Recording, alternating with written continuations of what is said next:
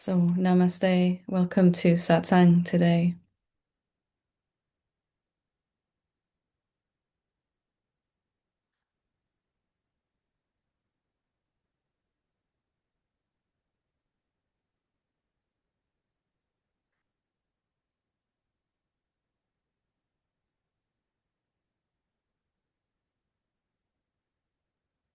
So, as we were just saying, I'd just like to welcome everyone, and it's really good to be back in Satsang after a couple of weeks break. So, really, really glad to be here. I'm glad that you're here too. And what I'm really feeling tonight is just to dive into a meditation together. It'd just be really lovely to touch into the depths of our being, the real self below the surface level mind and some into a deeper and fuller experience of who we are, just for a few minutes together. And then there'll be some time if anyone has any questions or challenges that they need help with around awakening. So let's get nice and comfy and find a position that you can sit in fairly comfortably for 15, 20 minutes. And we're just going to do some of the meditation that we do in this pathway here, which if you haven't done it before, it might seem too simple. It may seem too simple to be effective, but really, it's really quite a powerful. The simpler any technique is, the more powerful it will be in terms of bringing us to see who we really, really are. And who we really are is the one being. There is only one of us here. And that one being is experiencing itself as all of these human bodies here in this satsang, and also all of these objects that we see um, everywhere, everything. And even if we don't have a direct experience of that yet, even if we still strongly feel like a separate person, someone striving to reach awakening, maybe, then still we can get massive benefit from this meditation. We don't need any special skills to do it, so we're just going to dive straight in. And you can find a comfy position, as we said, and you can do this with your eyes open or closed. It's entirely up to you. And we're going to start simply by noticing our breathing. And we're just going to notice the inhale and the exhale, just to be aware of the movement of the lungs and the chest. And we're not forcing the breath or trying to do anything with it at all, just noticing.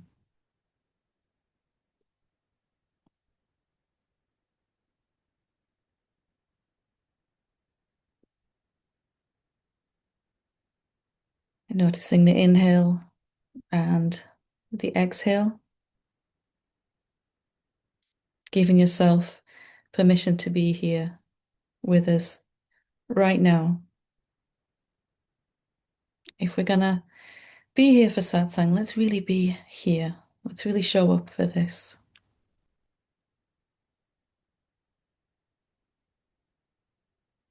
So just being aware of the movement of the breath and just becoming aware of the sensation of your body sitting in the chair or whatever you're sitting on. And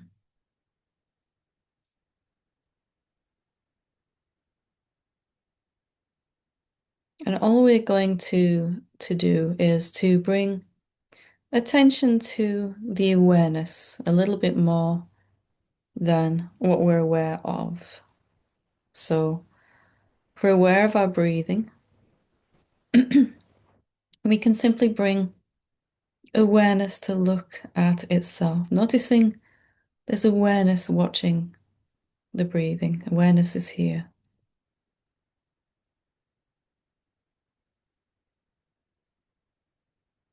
Awareness is just another name for you.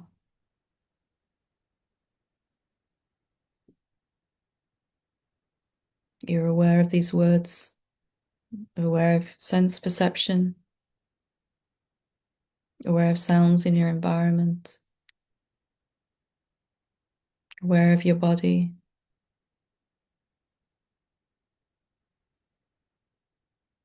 And simply we're bringing attention to awareness itself. It cannot be seen with our eyes, but something is here watching and listening, experiencing, noticing.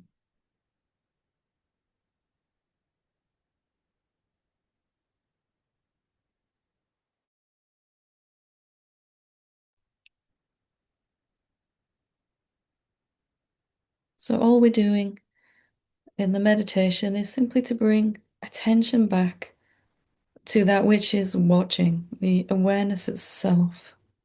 Whenever it wanders away to look at an object like a thought or a sensation going on in your body,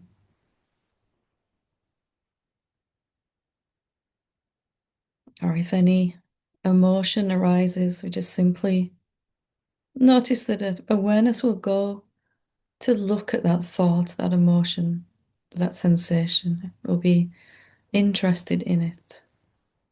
And that's okay. We don't need to make it stay. We just bring awareness back to look at itself simply by being more interested in what's watching rather than what is seen, what is being watched.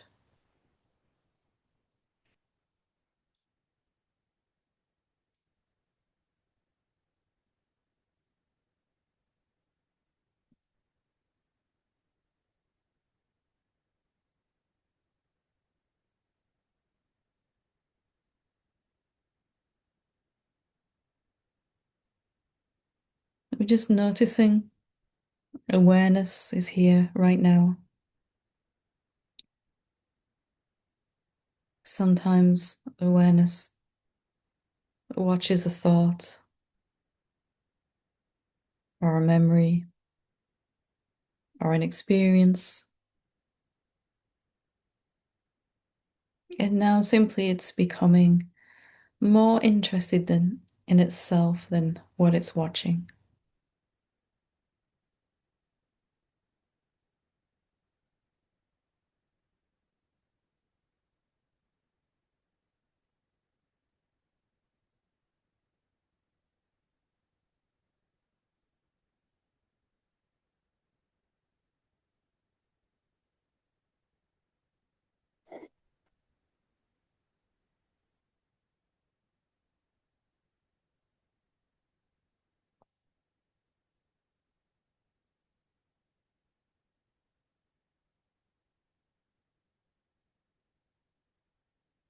And it doesn't matter what arises in our experience, we can use that to point us back to awareness.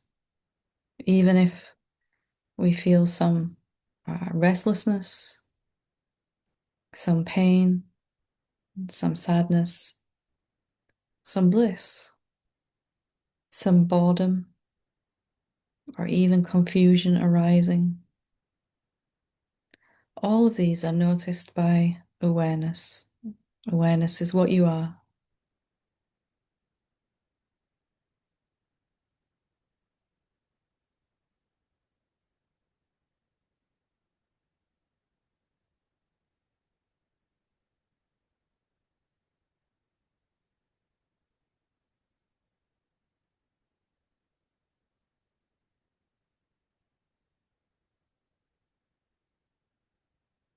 Noticing that when awareness is looking at itself, the body responds, feels more relaxed. The mind may be a little quieter.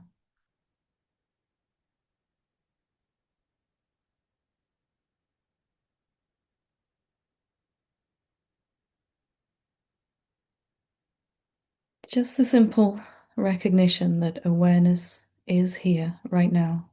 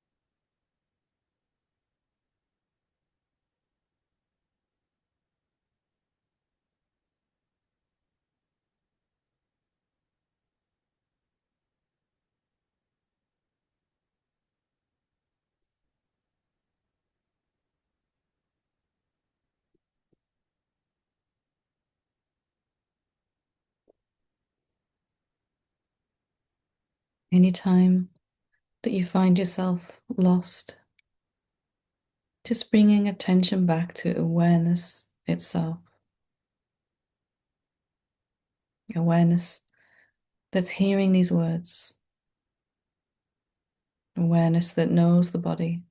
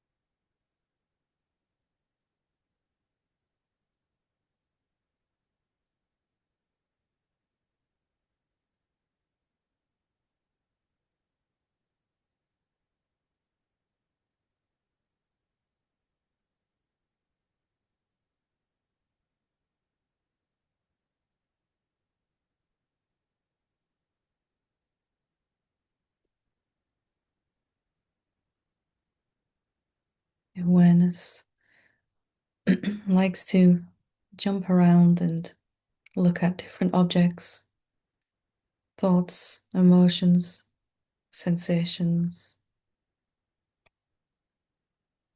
And we're just showing awareness that it's nice when it looks, when it rests on itself.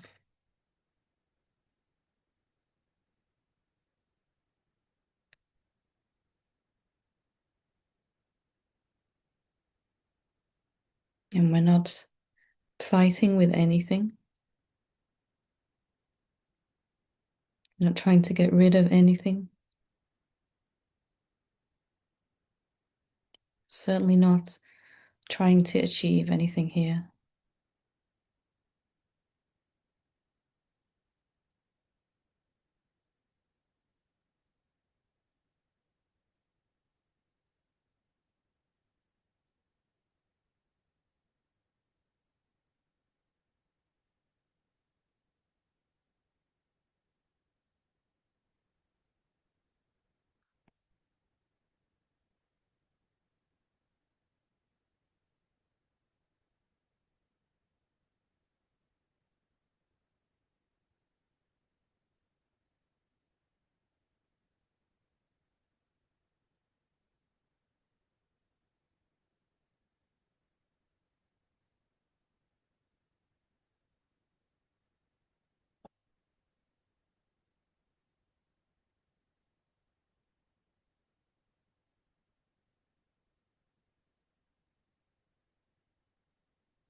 And again, if you find that awareness has wandered away to look at a thought,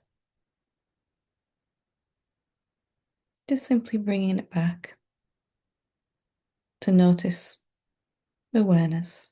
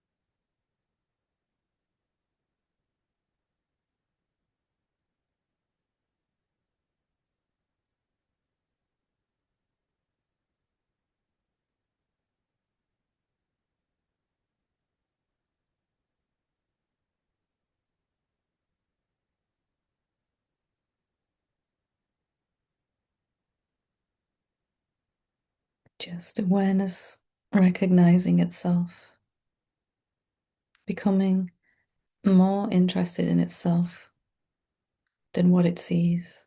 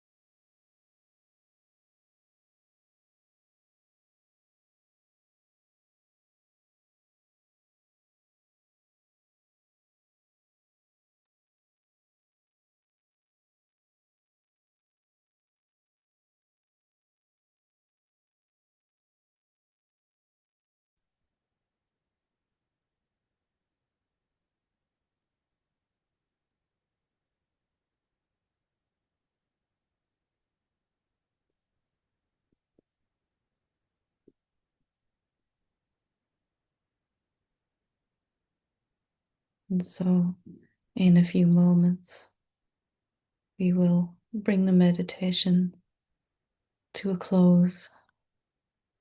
But before we do, as always, we can set the intention that we remain noticing awareness, checking in that it's still here, even when we begin to move our bodies again, to talk, to do whatever we're doing. Simply shift of our focus, preferring to pay attention to awareness rather than what it's looking at.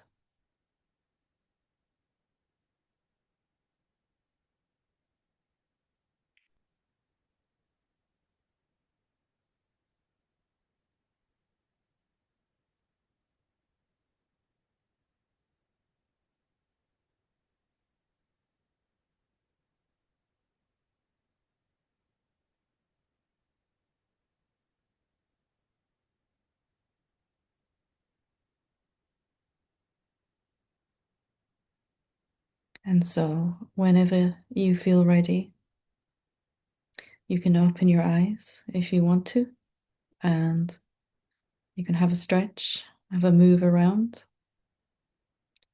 have a drink if you want to.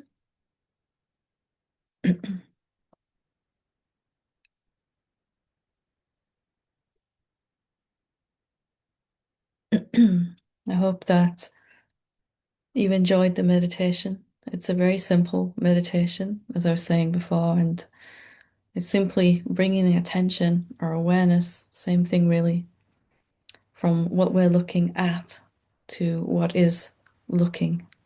And this very simple thing, when done over and over in our meditation, is going to form a new habit that awareness prefers to look at itself, to rest as itself, rather than jumping around all over looking at different things. We know what that feels like when we're constantly fixated on thoughts or emotions. And we're just finding that stable ground of awareness before any thought arises or any sensation or emotion. The awareness that's also watching every experience we have and coming to know ourselves as that. And simply 20 minutes a day of this meditation is going to change this habit over. Most of us are trained by default to pay attention to phenomena first, as if they are the most important things. And we're just turning that around and we're asking awareness to fall in love with itself again, which is a beautiful thing when it happens. And at some point, there comes a shift where, a very quiet shift, where awareness automatically defaults to itself, to look at itself, to rest on its formless essence when there's peace and joy. So, we have some time. If anyone has any questions they'd like to ask me, or any challenges you're having in your awakening right now, feel free to raise your hand and we'll see uh, where we get to. So Peggy was first.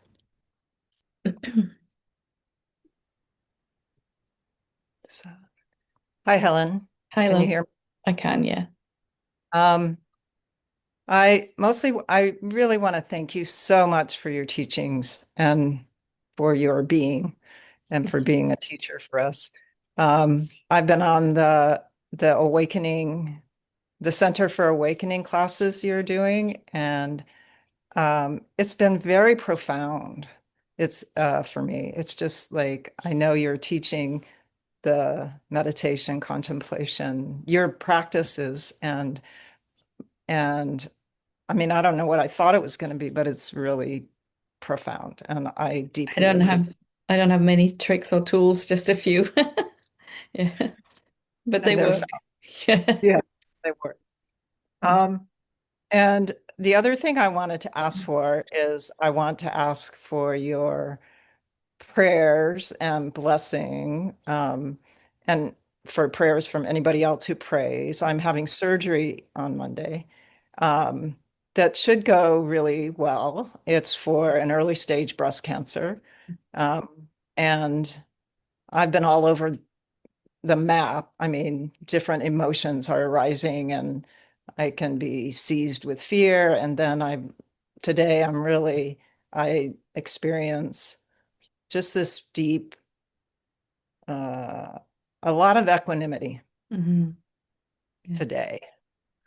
And when I sit, I get this voice that just says everything's going to be fine.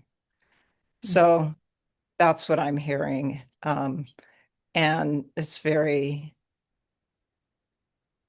feels true. Mhm. So, but I would still like your prayers. Of course, yeah. I think all of us were really moved. There's been many comments about your honest and open sharing of fear last time, a few weeks ago, actually, when we were in Satsang. That was authenticity at its best. And to be able to be with things like that is really, really quite deep and profound. And you certainly have my blessings, and I'm sure all of our best wishes here. It's going to be the fullest operating theatre ever because we're all going to be there in spirit with you. And I'm sure you're in the best hands.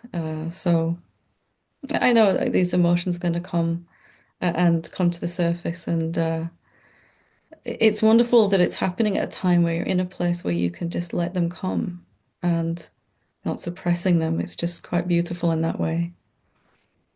Yes. And when we started, I was deeply appreciating that. I mean, your talk was about not putting words to things, something like that. Not, Mhm. and I didn't really want to talk about it. So your invitation and the holding of everybody was it was perfect. It was really, really also deep and profound for me. I'm deeply, deeply grateful for you and everyone always. Thank you. Thank you. I will be with you right there as you go through it, and we all will. So, sending you lots of love and thank you for your kind words. Thank you. Okay. Um, Mitra? Hi, Helen. Hi, love. Like Peggy, I also want to thank you because I really appreciate this simplicity and directness of your teaching, really. And it made a difference. Thank you. Thank you so much. Mhm. Um, I wanted to actually ask a question about meditation. I was drawn to do the I am meditation, and I read the section in the dissolving the ego, and I thought I'm doing it right. And after a couple of weeks, I thought maybe this is not what I thought it is. So, and I was very confused about it. So I thought I check with you. Um, how do I actually do this I am meditation? I'm laughing because one of the reasons it's in the book is because it took me so long to figure out what these teachers meant by I am. And I would hear so many teachers saying rest as the I am or stay in the I am, and I don't know what that is, you know. I Yes. can't find it. Um, and really, we could simply just check it out right now. We can just notice that you are, right? You exist. You know that you exist. So without any analysis or anything, just noticing that you are. You're here, you exist. There's an I that is, right? Whatever that I is. Something is here that you call you. Just noticing that. It's just a noticing of that. It's the simplest of things, which is why it's sometimes confusing. Just the sense that I am, I do exist, I'm here. Can you get a feel for it? Yes, but then just the meditation we did before, I'm going back to the same place, like the one that is aware, the one that, the thing that is aware, or the noting that is aware, is the same feeling for me than I am. Yeah. They're Like, all the doorways, as we call them, are pointing to that, right? Awareness, if it could say anything, it would say I am. And awareness is uh silent, isn't it? yes, I am is completely still. It's not moving. It's stillness. Or I am is just being. It's beingness. They're all pointing to the exact same place. For me, there just wasn't any particular one that really connected with a deep experience. So I tried all of these 14, like doorways into the room of our being. You know, this is what I am. How do I experience it? So certain words might just open a door. I am. Yeah, actually I am. I can say that I am. I'm not absent. I am. Yeah. Or the sense of just being here together, just being. It's all pointing to the same place. Or consciousness or awareness. They're all words pointing silence, stillness, subjectivity, and the sense of this moment, this nowness. So they will um, all take you back to that same direct experience of just being here, right? As this, whatever this is. Very simple. so when I got lost with I am, it was because I thought, what is the difference between I am and I? Hmm. Just I, that is a mystery. I don't know what it is, but if I go to like I,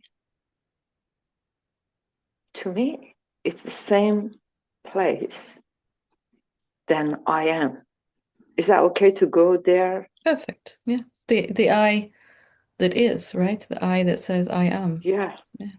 It's just pure formless sentience. yeah. Mm. And is that the subjectivity that you also talk about? It's the Yeah. same thing. I and That subjectivity is I the same am, thing. the I that is, it's not an object, right? It's purely No. subjective. It's purely experiencing. It can't be found anywhere. It can't be, this is where I am, or this is where I am. It's just subjectivity before any sense of a someone or an object, a person. Just pure Okay. experiencing. Yeah. And okay, great. Thank you so much for clarification. And I was wondering how to bring that to the daily life.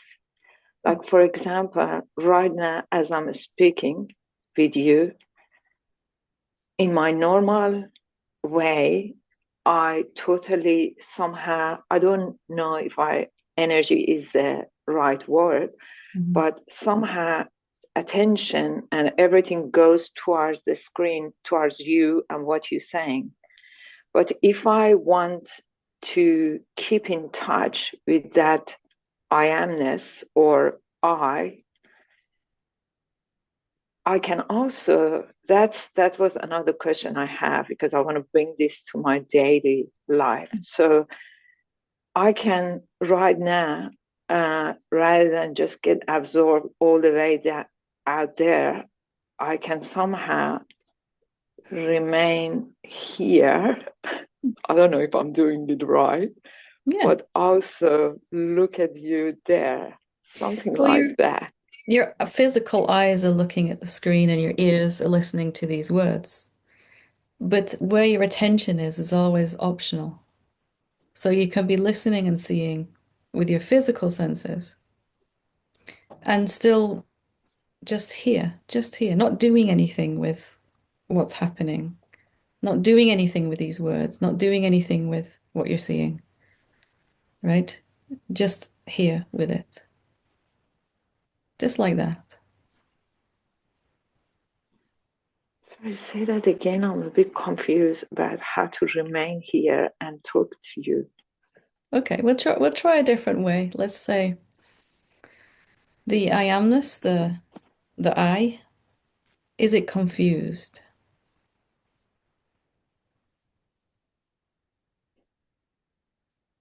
No, that's just is. Perfect.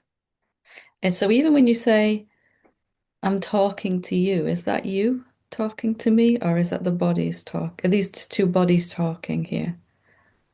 Is the I am talking, or is it the body talking?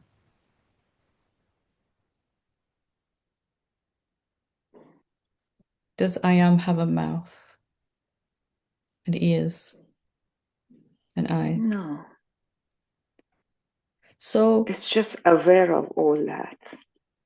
so do you even have to stay? Do you even have to do anything? I am is here. It is what you are, right? I am is talking to itself, we could say.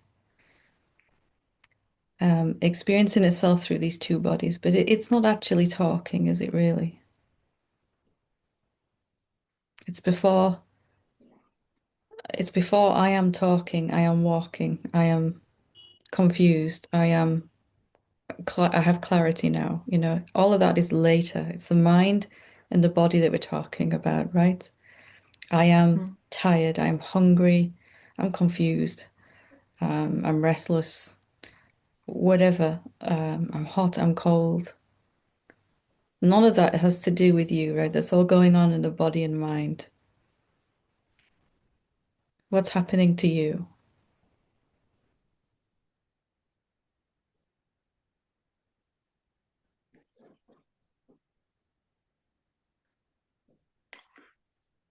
I don't think I got it there, that got that yet, but I'm trying to realize that. Is the I am even trying to realize anything?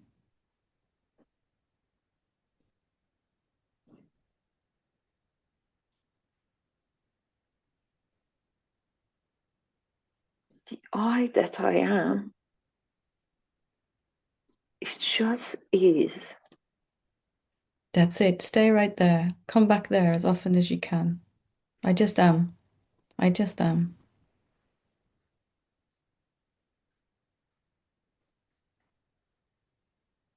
Okay, so there are two practices because I'm trying to find a pointer that I like to do it during the day.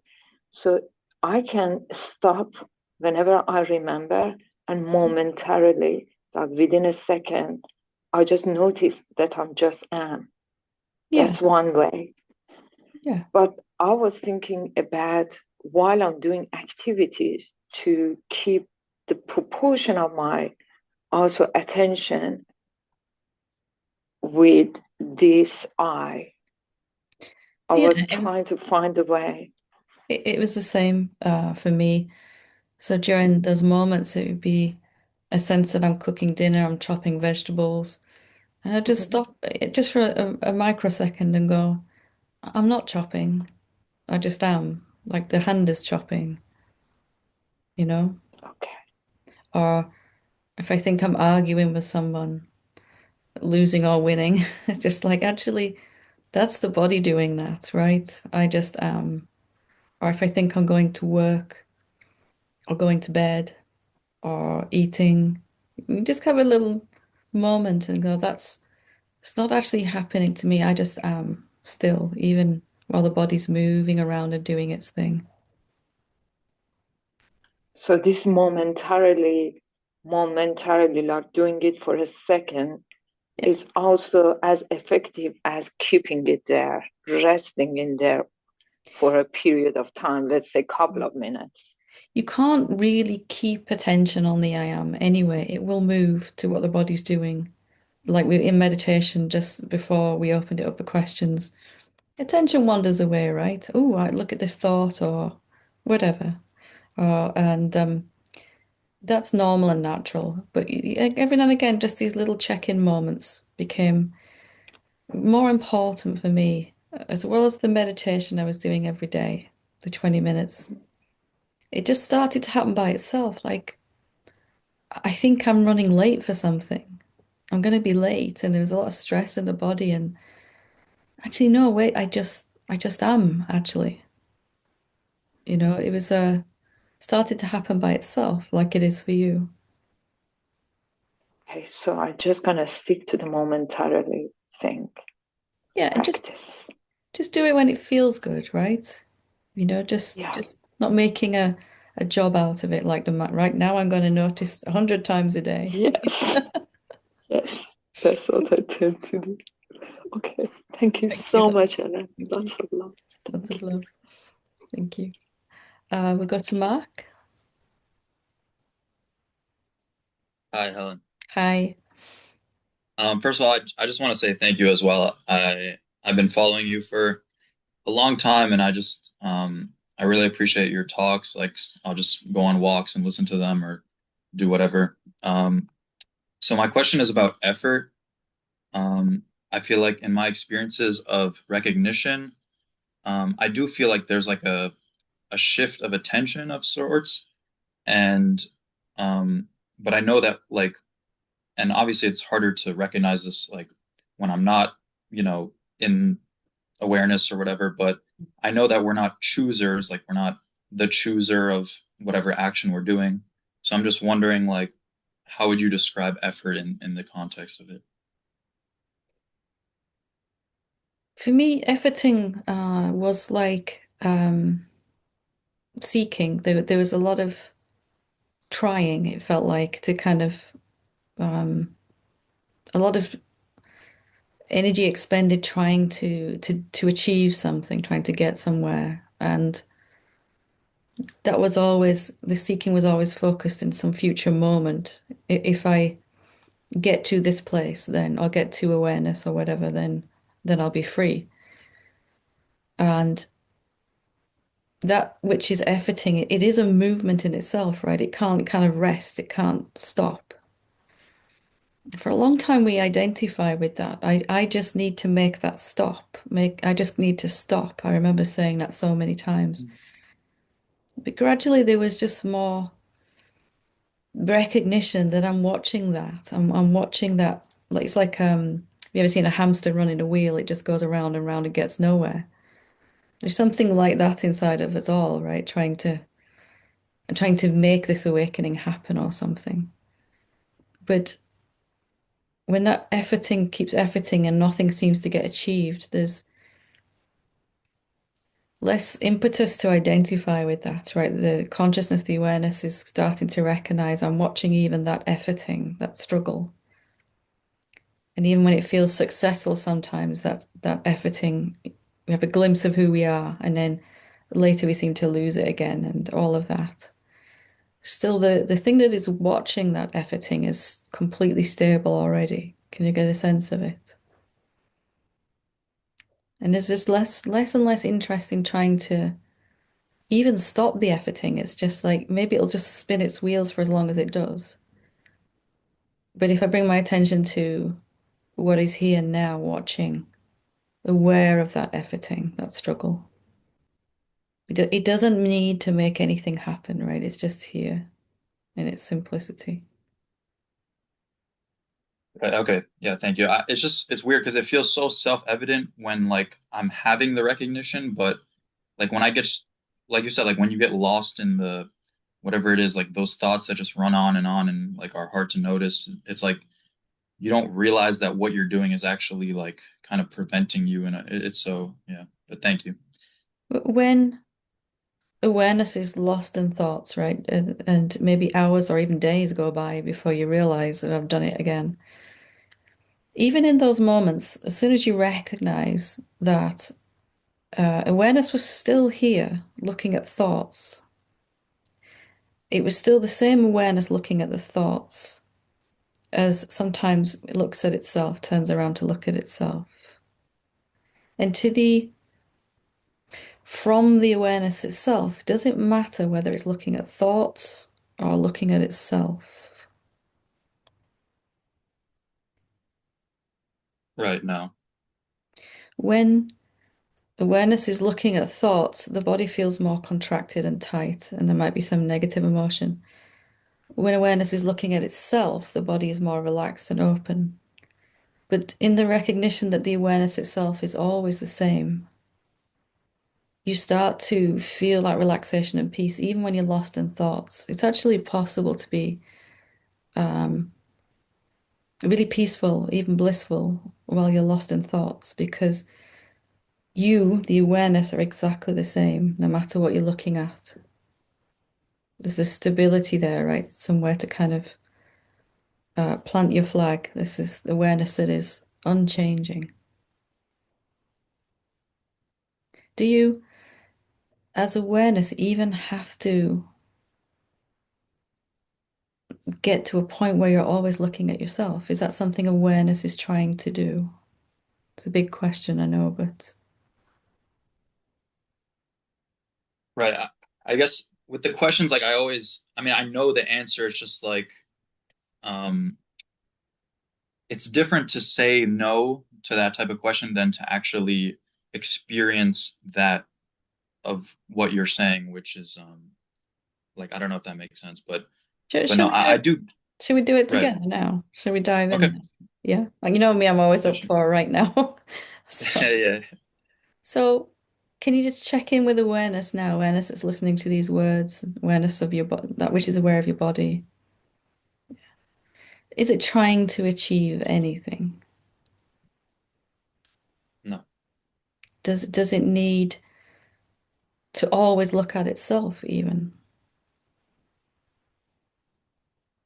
So in that moment then that you feel that efforting to try to get back to awareness or something, can you just kind of not do anything with that? Like something says, but we should. You know what I mean? That kind of, Hmm. I've lost it. We should find, our way back. For me, if I recognize that awareness was just always going to be the same anyway, that it wasn't trying to do anything. When this seeking or efforting to try to get back to awareness kind of came up, there was just something that just wanted to, I'm just not playing with that. I'm not interested in playing with that. If I buy that idea that I've got to get back, then I'm actually disturbing myself somehow if I'm already awareness. It's like a really bad itch that you really want to scratch, but you know if you do, you're going to be in trouble, right? Hmm. Can you simply be aware of that efforting, that urge to find your way back and not buy it? Can you just let it pass? Like an energy in the body will, we got to do something, we've lost awareness. Okay, no, I'm just going to sit this one out.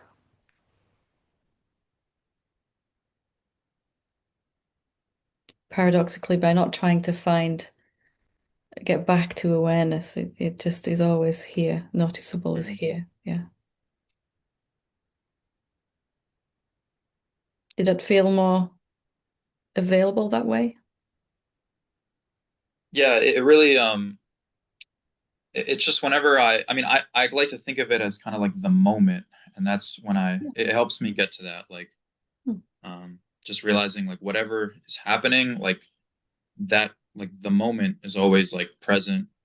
Um, whether it's me thinking about the future, the past, like whatever it is. Um, and yeah, you explaining it like it did help a lot. Yeah. So whatever's happening is happening now, right? You can always come back to that now. Even if I'm thinking about 30 years ago, Mhm. I'm thinking about it now, right? Right now. It's happening now. If that helps to kind of stabilize in it. Just becoming more and more aware of that, which always wants to move, always wants to move forward, get somewhere, and I'm just not gonna ride that train Mhm. today. Yeah, wonderful. Okay, thank you. Thank you. Good to talk to you. Thank you. You too. Okay, so we'll go with Nate and then Sad. I think, hope I'm pronouncing that right. And then we'll finish for today. Hi, Nate. Hi, Helen. I was trying to lower my hand, but maybe you can do that. We'll figure it out. There we go. Thank you. I got surprised recently by having some intense fear of dying or death. Mhm. And so when it came up, and it was there were friends and family around me that were dying. Mhm. And I could feel I was afraid, so I just sat down with it. And I thought, if I just allow the fear to come, it will ease and I'll go through it. What's on the other side is peace. But that wasn't happening. It was just getting worse. Mhm. And then I said, well, you're just like the space in this room. And so it was the thinking that this thing. No, I don't want to stop. I don't want to come to an end.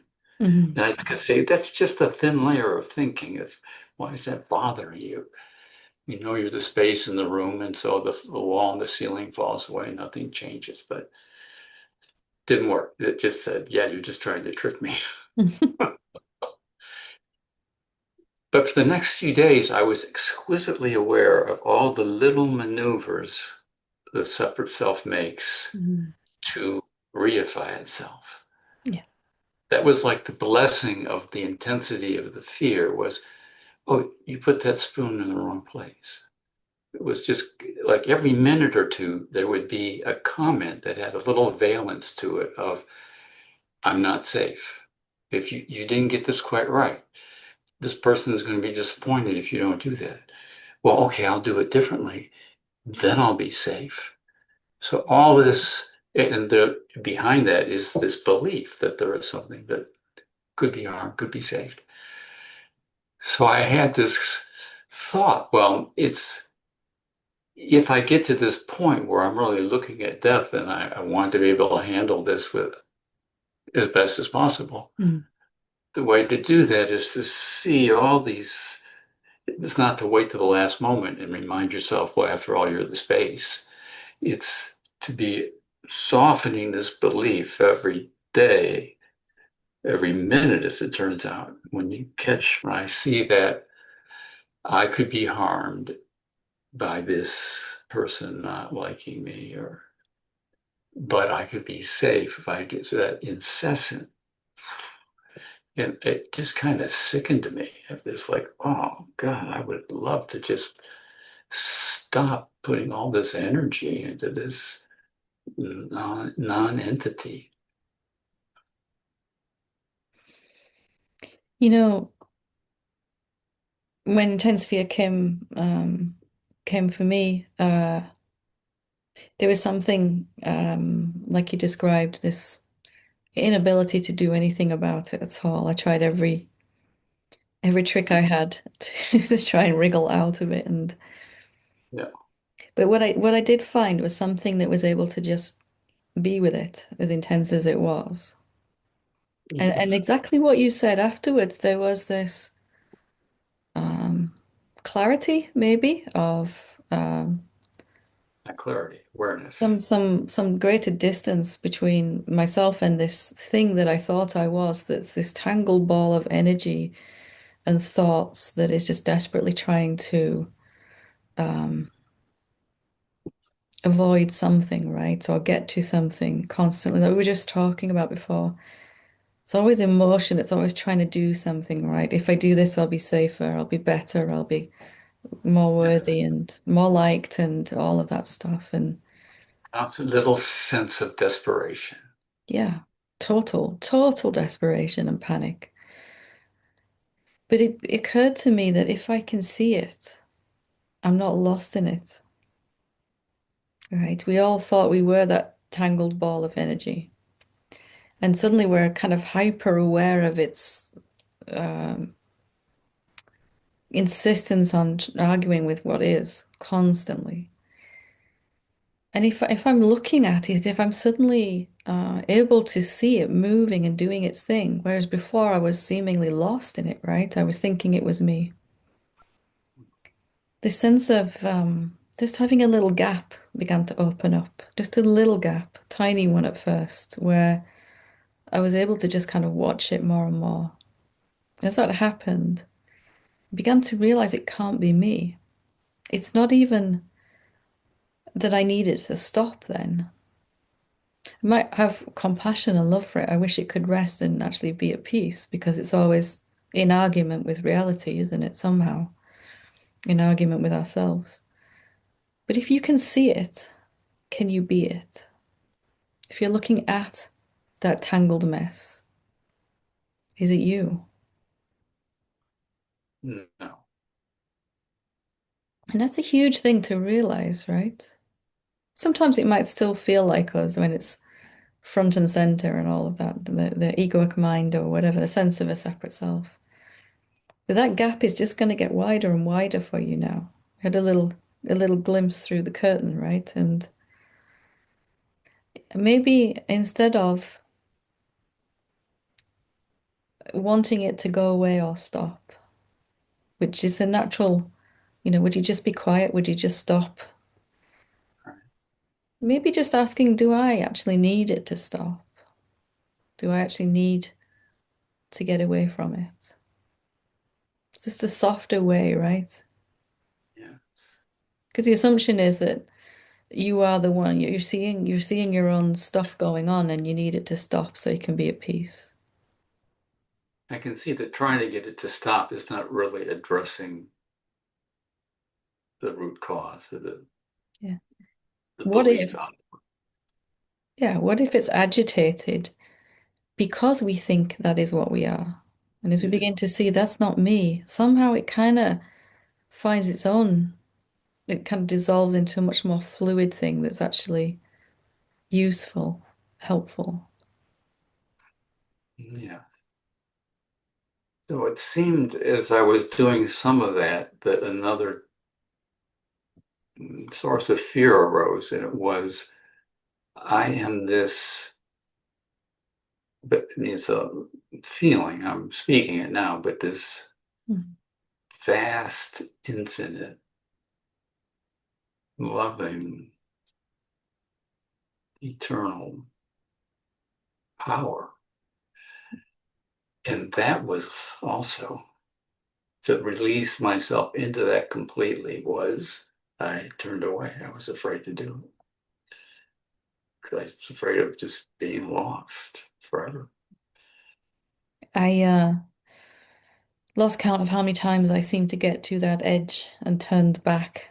Couldn't find the courage to go into it or let go or whatever the words were that, I'm going to be lost forever. I won't know myself at all. I'll be gone, right?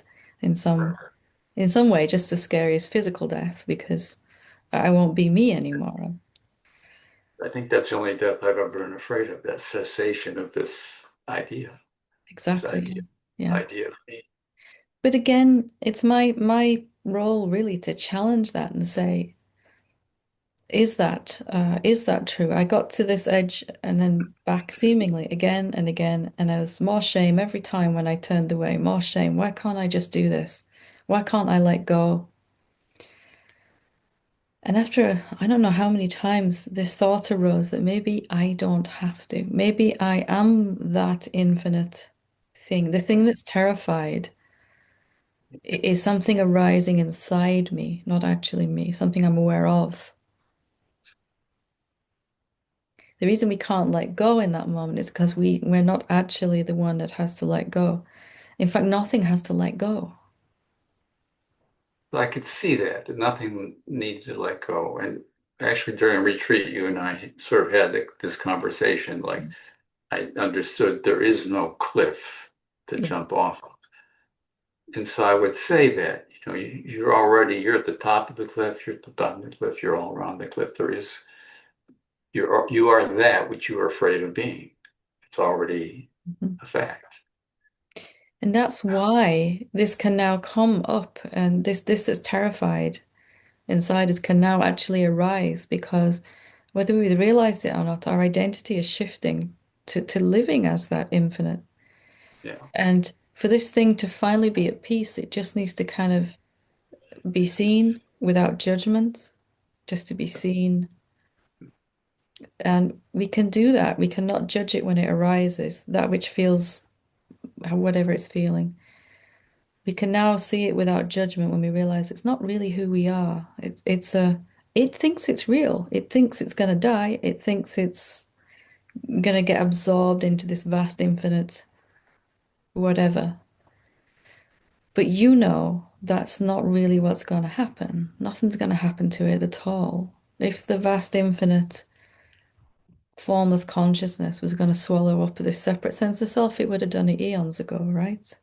It's quite left it alone to do its thing for who knows how long. And for me, that was just there was such relief in the body. Paradoxically, knowing I've always been safe as the infinite consciousness, and something arising inside me that finally felt safe. It was really quite strange. You might get a sense of both of them. One thing was a little different this time. I'll get right to that place and I'll back off. Even Something though backs off. something backs off. Yes, right. So even the language and more Mhm. when I say I backed away, even that is sort of putting energy into this thing that doesn't exist. That could back away. So when that experience happens, afterward, this time I noticed, well, I'm disappointed in myself for not having had the courage. And then I realized, oh, that's just a story. Mhm. Something happened. It's over. Whatever it was fine. I wasn't doing it. Mhm. I can make judgments about it now, but that's pointless. I know it's not true. And the disappointment, the only thing that's left is this disappointment story you've hung on it. It's And once I equally as saw that, I felt great. it's just a thought, isn't it? I need to let go is a thought. Yes. I need to merge into the one is another thought. I'm disappointed that I didn't do it. Is it just another thought? Or even I finally succeeded at merging. It's just another thought, isn't it? And it this thought entity is a bunch of thoughts thinking about itself, thinks it's real, and the body feels the emotions as if it's real. But if you can see that, even for a second, that all of those are just stories passing in front of me, and I've just always been here as this, always. No merging, no union, no separation for you, right? Just always been this. All of the rest of it is a story going on.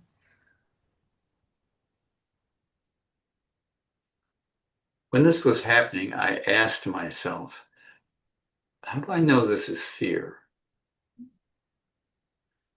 Like there's a sensation in my abdomen. Sensation is absolutely tolerable, not really even not even a headache.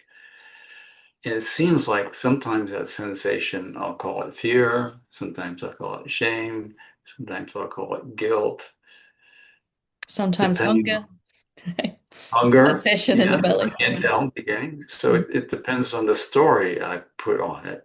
Yeah. So somehow the story becomes intolerable. I can't stand this. It's so frightening. I can't stand this. Mm. But I, the sensation is absolutely standable. Mm. So I don't even know if it's fear. Yeah. I made friends with it one day finally. And it was just this contraction in the belly. It was the racing heartbeat, sweaty hands. Um, you know what? That's not actually that bad. I mean, it was rushing through the body, but it really wasn't. Yeah. I didn't have to put a stamp a label on it. And it was a very different experience, actually. Hmm. It sounds All like right. you're well on the way. Great to know. Well on the way to being what you already are. Yeah. Yeah. Yes, I'll get there someday. Someday. Yeah. Thank you for Thank you. sharing. When I get there, I'm going to send you a letter. Send me a postcard. Yeah. I hear it's nice there. Maybe. Yeah. Thank you. We'll finish with Sad. I hope I'm saying that right. Yes. Hello. Hi. I'm I'm I'm checking in after a few weeks. Um Last we spoke, we talked about like location Yeah, and I remember now. I was where. trying to remember what we spoke about. Thank you for that. Yeah. I mean, I've been mostly just sitting with that, Mhm. um, replaying the conversation and just trying to, I don't know, just sit with it and um yeah, it I don't really notice much of a difference since 3 weeks ago. Mhm. Um I I think you mentioned that I still feel like I'm in the body, and that's I mean, we talked about how awareness is also in the body, Yeah. but is that the only place that it is? Mm. And I mean it does still seem like that. And I mean, I would ask myself, like, I just look across the room and I would just say, okay, well, it feels like it's here and not there. And like, what is the evidence that that's the case? Mm. And I mean, I just, it comes down to like, I guess, body sensation or like a mental image of kind of where I am in the room or something Yeah. that, um, I don't know if you can kind of give me some sort of way to work with that a little bit, because it seems like I'm kind of stuck. And I mean, you also mentioned that like confusion and stuckness are also forms, and I can see that. Um, but yeah, that's kind of I kind of just sit with it, and I don't know. Let's play with it a little if you want to. We could, there's a sense that you're in the body, right? And a sense that you're sitting in a chair or something. And when you look out at the room that you're sitting in, there's a sense that you're in one place and you're looking somewhere else over there, right? Yes. But that which is looking, we got to separate momentarily that which is looking from what is seen. So your physical eyes are looking, right? They're taking in stimuli. Your physical eyeballs are taking in vibration and all of that. We call that, light, it's different frequencies of light. But if you focus for a moment on, instead, what is seen, but who is seeing it, who is recognizing. So looking right now at an object across the room, just naming any object that you can tell us right now. You're looking at something. What can you see? Shoes, Say again, sorry, shoes. shoes. Okay, and that is what you see, right? But the one that's seeing it, where is that?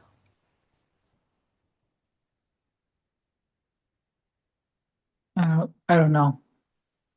I guess it goes back to like I don't. Yeah, we can't point to that. Let's just explore that. There seems to be looking from here to there, right? Looking from one place to another. But the one that knows Yeah. that, we can't find it in a local, in a particular position.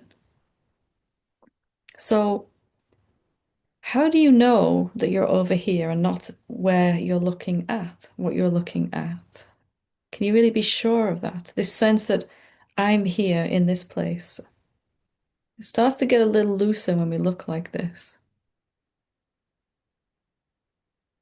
If you don't know I where the seer is,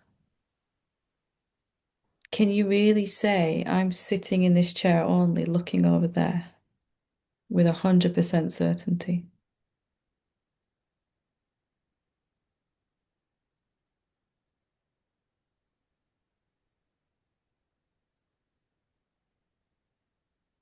the I can't you can see, yeah, there's the shoes and they're in the visual field, and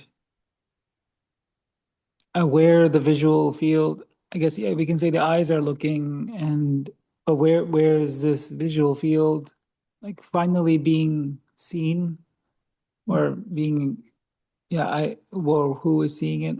I Yeah. I don't know where that is. I think the Is it? body's every time I do that looking, the body sensations kind of come in, and I think that's just kind of, but I mean, I can look at them and see that they're also appearing. But yeah, I don't know where that all is being like ultimately experienced. Yeah. Neither do I, actually. I know my eyes are here. I'm looking at the screen over there, it seems like, right? It seems like I'm here looking at this here. But actually that's what's seen.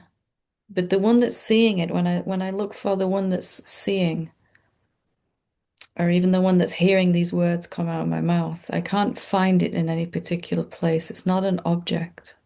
Can you prove that too? He's not a someone that's Yeah. watching, right? I mean, the way I kind of understand it, or for myself, has been kind of like you're talking over there, and then the signal goes through the phone and through the satellites, and then comes out of my phone and then to my ears. But it, I mean, ultimately gets converted, I don't know, through the brain, and but after all that, like where is it finally landing? And yeah, I don't know where that is. Yeah, because this body's talking, but where am I? Am I just like in this body? Can you say for certain? If you don't even really know where you are, if you can't really say where you are, can you be sure of anything else?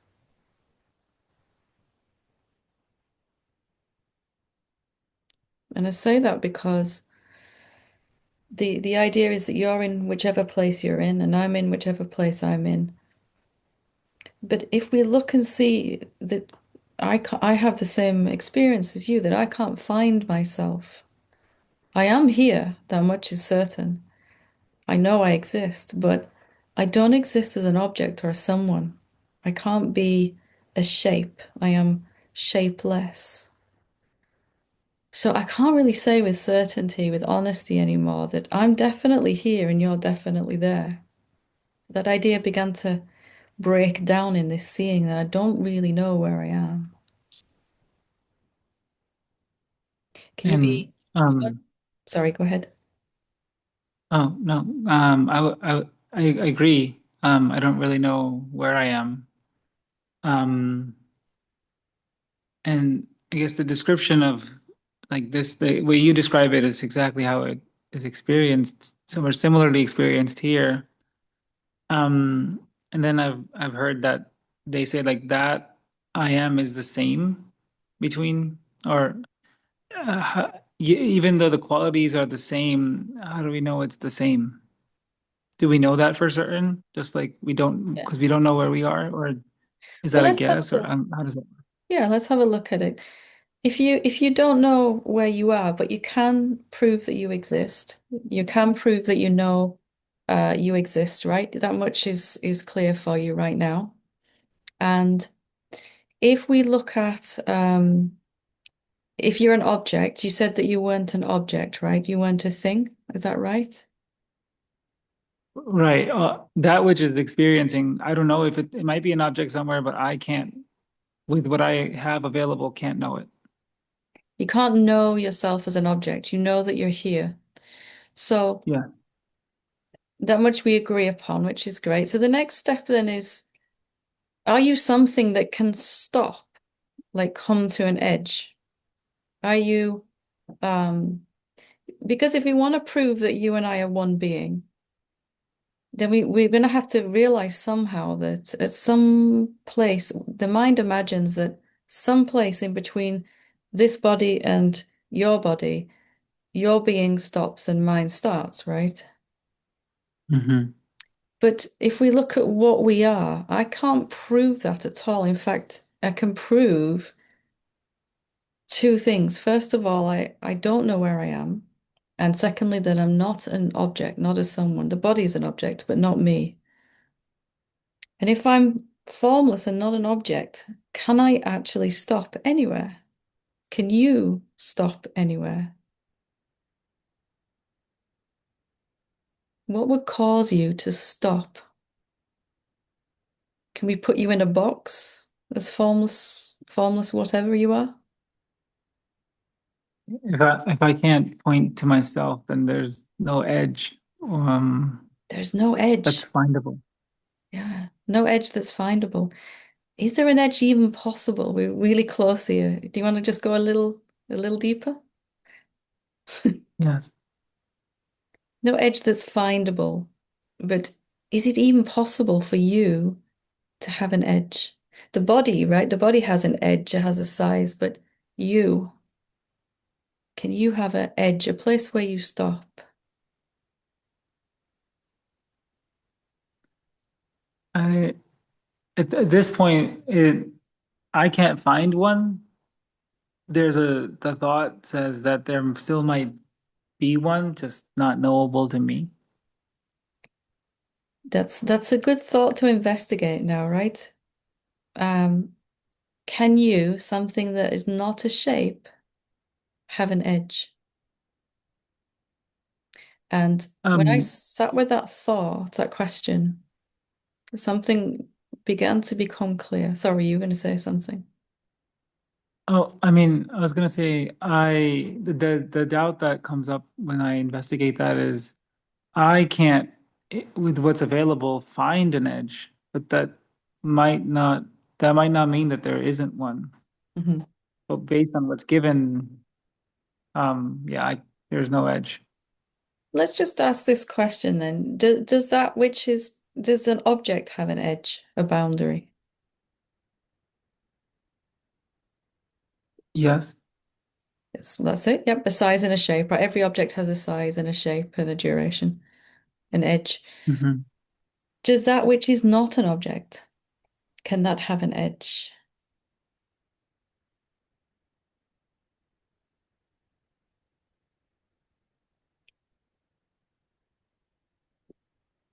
If it had an edge, it would No. be an object, right? A really, really, really big object. Right. So just looking like this, I looked like this again and again and again and began to see it's not just that I can't find an edge. When I actually really look into it, I am some substanceless, shapeless, no thingness that cannot have an edge. Because if it did, if it had a size and a shape, if I had a size and a shape, I would be an object. And I can prove right now in my experience, I'm not a thing that I can find and point to, like where we started tonight here. So I guess what comes up is like the eye cannot see itself. So even though the eyes are looking at a whole bunch of objects with duration and edges, the eye can't see itself. But the eye, like, if you look at the eye, it doesn't have an edge. It just can't know its own edge. So The eye, as in the does that? eyeball, you're talking about your Yeah, the eyeball. eyeball. Right, Yeah. right, right.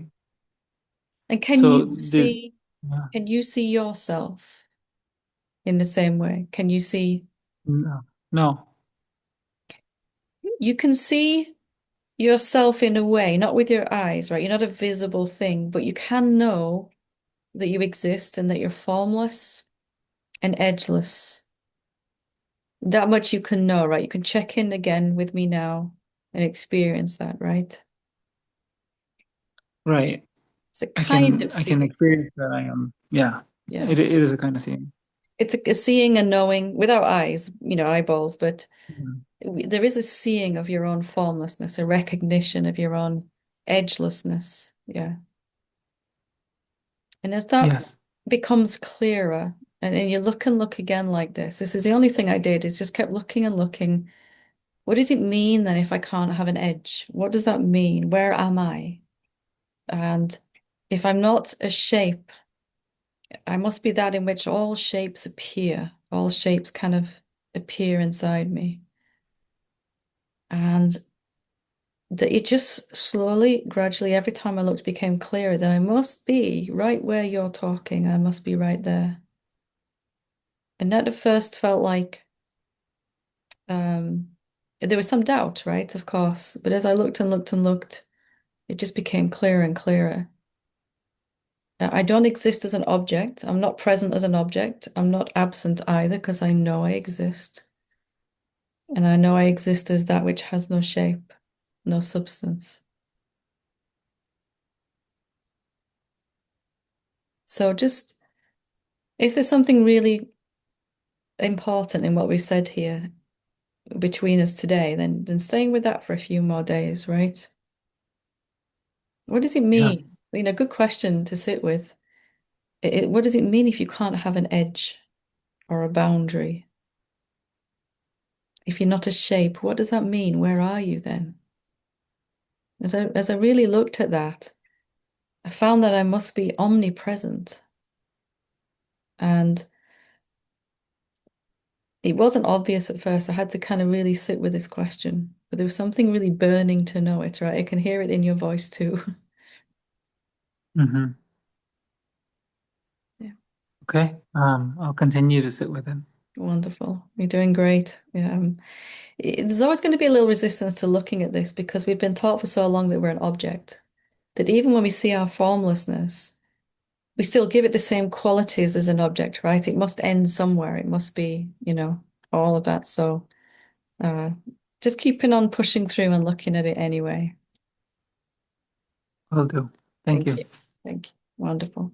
So that's a good place to leave it here for tonight. Thank you all for your honest and brave sharing and for being here for satsang when there's other things that we could be doing, I'm sure. But we're here for the highest and the most important thing. So thank you. Namaste.